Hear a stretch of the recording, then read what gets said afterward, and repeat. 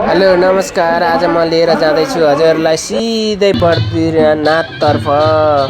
बद्रीनाथ भन्ने बित्तिकै हजुरहरूलाई इन्डियाको याद आउँछ होला। इन्डियामा बद्रीनाथको धेरै ठुलो मन्दिर छ, तर त्यो इन्डियाको होइन, यो हाम्रै नेपालको बद्रीनाथको मन्दिरतर्फ लिएर जाँदैछु म। हजुरहरूलाई देख्न सक्नुहुन्छ यहाँ पुरा बाजा बजाएर एकदम रमाइलो छ। यहाँ आज उद्घाटनको दिन पनि हो। मुख्यमन्त्री आएर उद्घाटन गरिसक्नु भएको छ यो बद्रीनाथको मन्दिरमा। यो मन्दिर चाहिँ सिधै हजुरलाई सीतापाइलाबाट रामकोट जाने बाटोमा 5 किलोमिटर अगाडि जानु भएपछि सिधै त्यो बद्रीनाथ मन्दिरमा पुगिन्छ। त्यहाँबाट धेरै रमाइलो भ्यूहरू देख्न सकिन्छ। वरिपरि जङ्गल, घना जङ्गल रहेछ।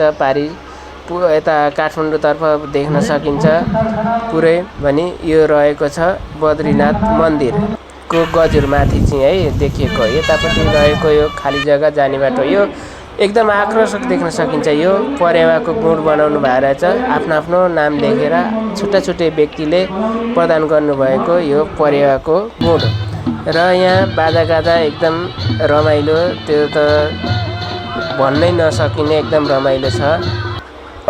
रे यो बाटो हो, त्यहाँबाट तपाईँहरू उकालो बाटो छ। त्यहाँबाट यता बाटोमा आउँदाखेरि एकदम गाह्रै छ, उकालो छ।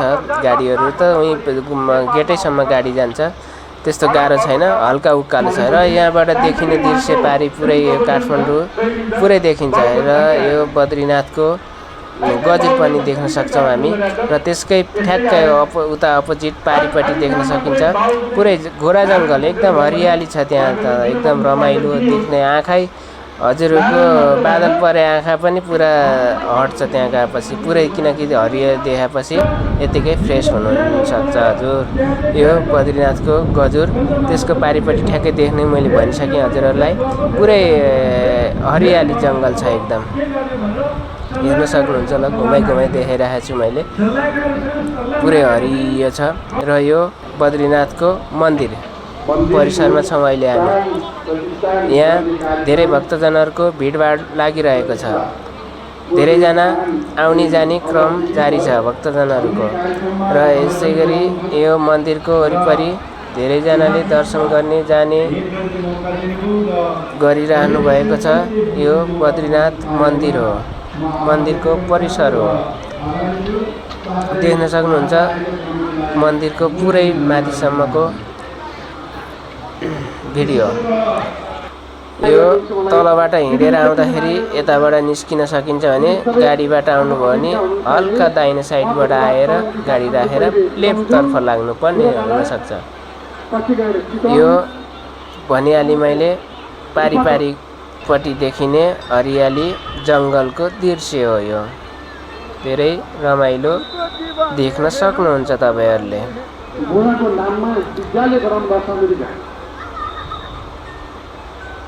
र यो मन्दिर परिसरमै लाखबत्ती बालेको दृश्य हो। लाखबत्ती बालेर चलाइराख्नु भएको छ। सायद 1 रुपियाँको कोइन खोजिराख्नु भएको पनि हुनसक्छ। यहाँको कोइन धेरै महत्त्व हुनसक्छ। यो बद्रीनाथको पुरै मन्दिरको पिक्चर। त्यसै क्रममा मैले पनि सेल्फी हान्ने निर्णय गरेँ। बद्रीनाथसँगै एउटा सेल्फी हानेको भिडियो लिइहालेँ। त्यस्तैमा देखियो पारिपट्टिको हरियाली,